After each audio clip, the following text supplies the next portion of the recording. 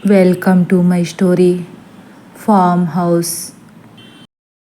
అలా దీక్షితులు గారు ఒక్కసారి ఆ ఇంటిని నిశితంగా పరిశీలిస్తూ ఏకమైన కనుబొమ్మలతో, నీకు ముందే చెప్పాను కదా విశ్వనాథ్, ఈ ఇంట్లో మనశ్శాంతి అన్న మాట వినపడదని.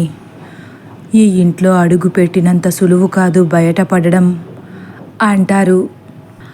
అలా అనకండి స్వామి, మీరే అలా అంటే మమ్మల్ని ఈ గండం నుంచి ఎవరు గట్టెక్కిస్తారు అని మీనాక్షి కూడా దీనంగా వేడుకుంటుంది.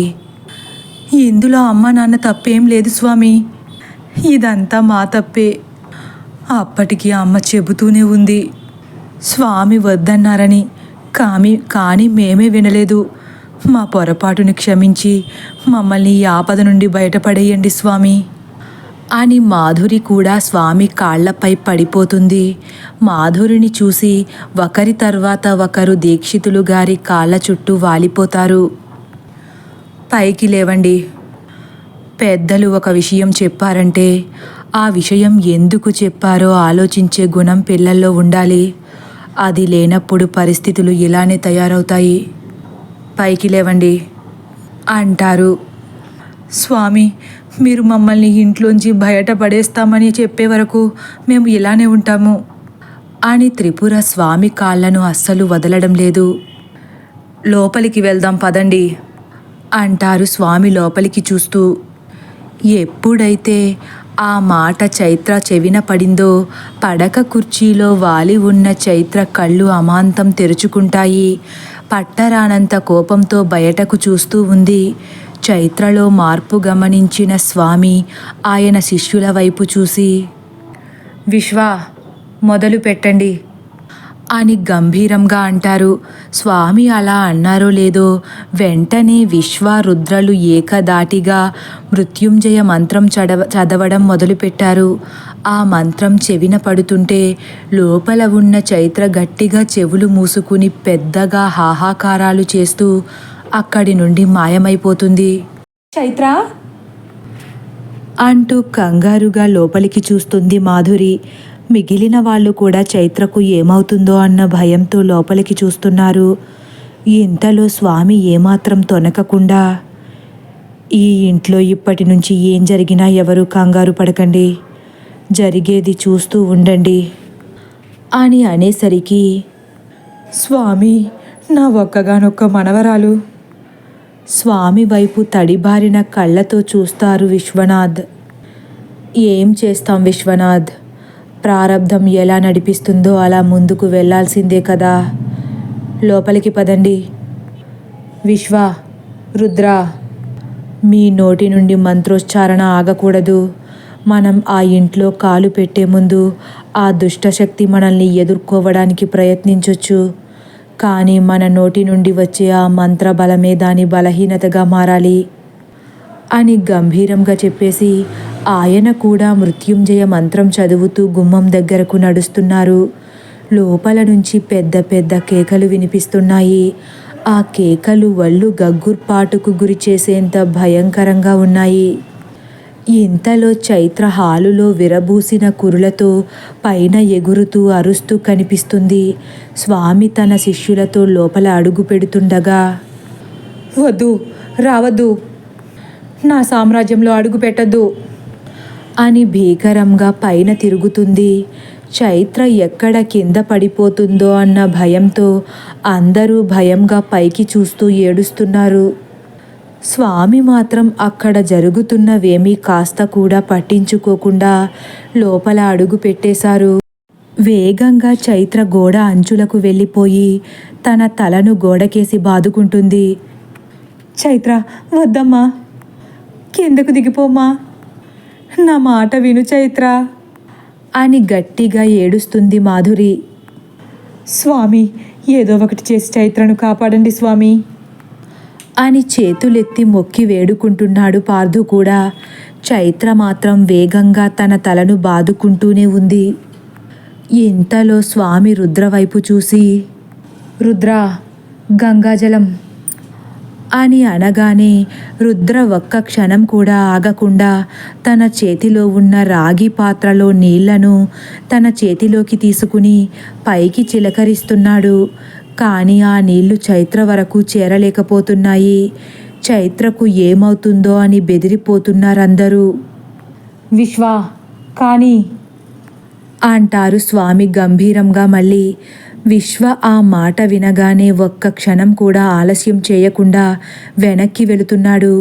విశ్వ ఎందుకు వెనక్కి వెళ్తున్నాడో అని అయోమయంగా చూస్తున్నారందరూ. విశ్వ 10 అడుగుల వెనక్కి వెళ్ళి వేగంగా చాలా ముందుకు పరిగెత్తుకొస్తున్నాడు. సరిగ్గా విశ్వ తన దగ్గరకు వస్తున్నాడనగా రుద్ర కాస్త వంగుతాడు.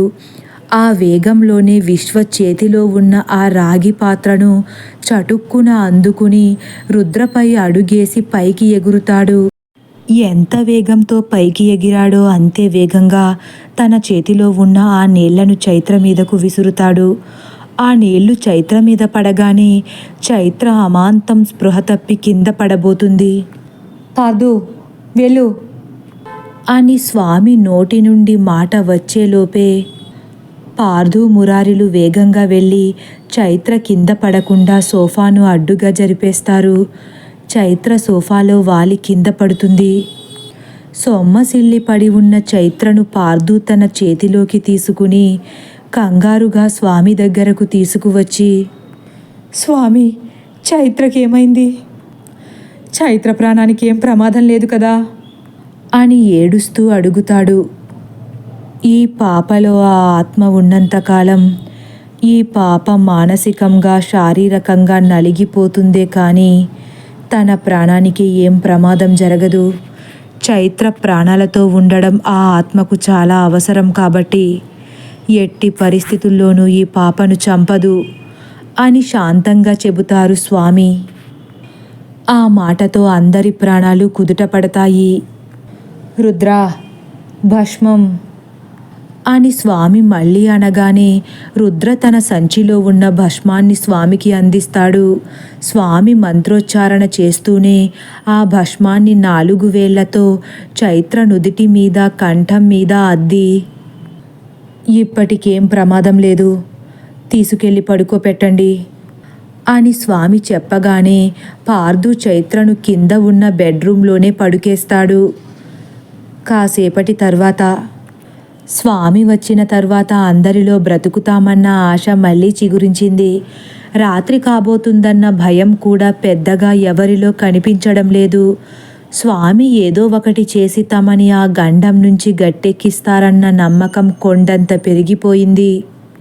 ముఖాలు కూడా కాస్త కలకలలాడుతున్నాయి. వీళ్ళు ఇలా ఉండగా పార్దు, మురారి, విశ్వనాథ్లు స్వామికి ఇల్లంతా తిప్పి చూపిస్తున్నారు. ఆ పైన ఉన్న గదిని కూడా అణువణువు నిశితంగా పరిశీలిస్తున్నారు స్వామి. బయట ఉన్న బాల్కనీలోకి వెళ్ళి ఆ చిన్న స్విమ్మింగ్ పూల్ వైపు ముభావంగా చూస్తూ నిలబడిపోయారు. ఆ గులాబీ తోటలో చైత్రకు బొమ్మ కనిపించినప్పటి నుండి ఇంట్లో జరుగుతున్న విషయాలన్నీ పూసగుచ్చినట్లు వివరంగా చెప్పుకొస్తాడు పార్దు. బాల్కనీలో ఉన్న ఊయల వైపు కూడా నిర్లిప్తతగా చూస్తూ నిలబడిపోయారు స్వామి. ఇంతలో విశ్వనాథ్, ఏంటి స్వామి అలా చూస్తుండిపోయారు? ఈ రాత్రిలోపే మమ్మల్ని ఈ ఇంటి నుండి బయటపడేయండి అని వినయంగా అడుగుతాడు. స్వామి చిన్నగా నవ్వుతూ, అదంత సులువు కాదని చెప్పాను కదా విశ్వనాథ్ అంటూ చుట్టూ కనిపిస్తున్న ఆ గులాబీ తోటలను, మొక్కలను చూస్తున్నారు. మీకు సాధ్యపడనిదంటూ ఉంటుందా స్వామి అంటారు మళ్ళీ విశ్వనాథ్. నేను కాలానికి అతీతుడను కాదు.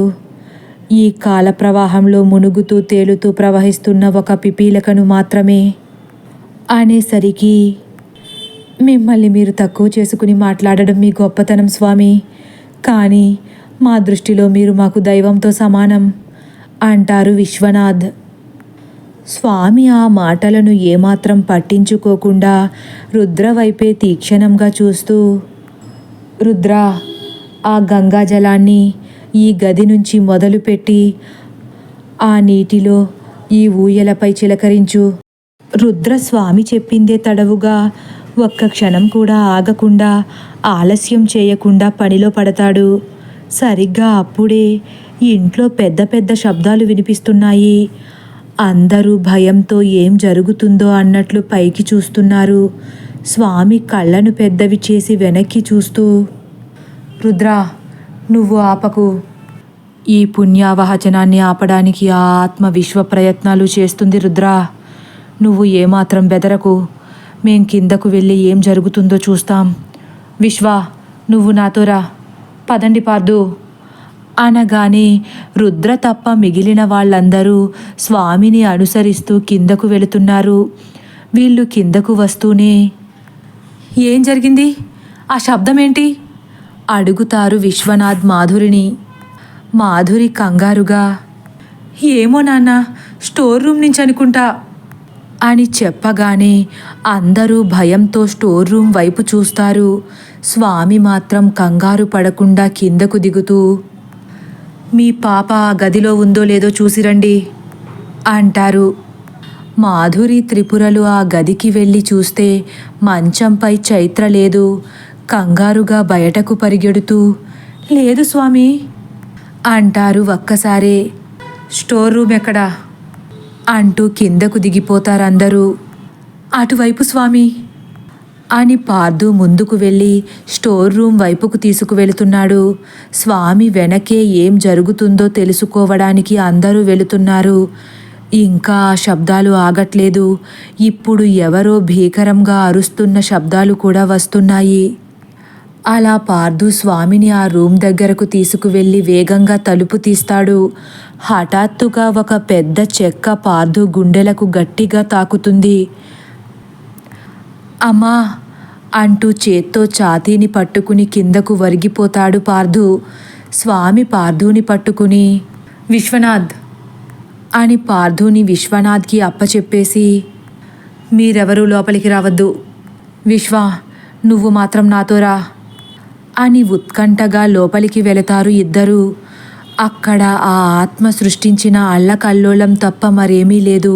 స్వామి ఆ స్టోర్ రూమ్ని కూడా నిశితంగా పరిశీలిస్తున్నారు. నెమ్మదిగా నోట్లో ఏవో మంత్రాలు ఉచ్చరిస్తూ, విశ్వ, ఆ సొరుగు కూడా చూడు అని కళ్ళని పెద్దవి చేసి చూపుడు వేలుతో ఒక సొరుగు చూపిస్తారు. విశ్వ వేగంగా అక్కడికి వెళ్ళి ఆ సొరుగు తీయబోతాడు. ఇంతలో పైనుంచి రుద్ర పెద్దగా అరుస్తాడు. విశ్వ ఆగిపోతాడు. నువ్వు ఆగకు విశ్వ.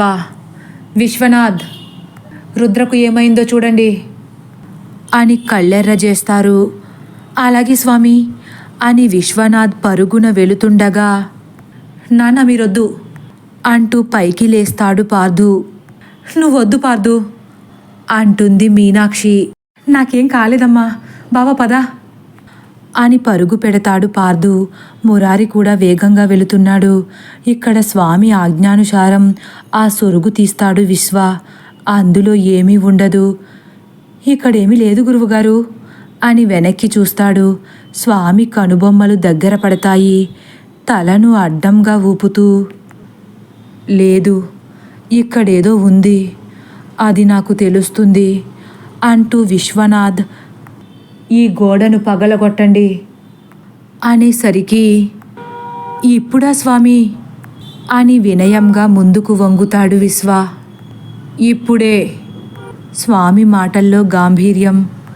సరే స్వామి, చందు తొందరగా రా అనగానే చందు గబుక్కున లోపలికి వెళ్ళి అక్కడ ఉన్న ఇనుప గుణపం తీసుకుని స్వామి చూపిన చోట పగలగొడుతున్నాడు. పార్దు మురారీలు వేగంగా పైన గదికి వెళతారు. గదిలో రుద్రలేడు. బాల్కనీలోకి వెళ్ళి చూసేసరికి అక్కడా లేడు. తదుపరి భాగం కోసం వేచి ఉండండి. ఒకవేళ నా కథ కానీ మీకు నచ్చినట్లయితే లైక్ చేసి సబ్స్క్రైబ్ చేయడం మర్చిపోకండి. Thank you for watching.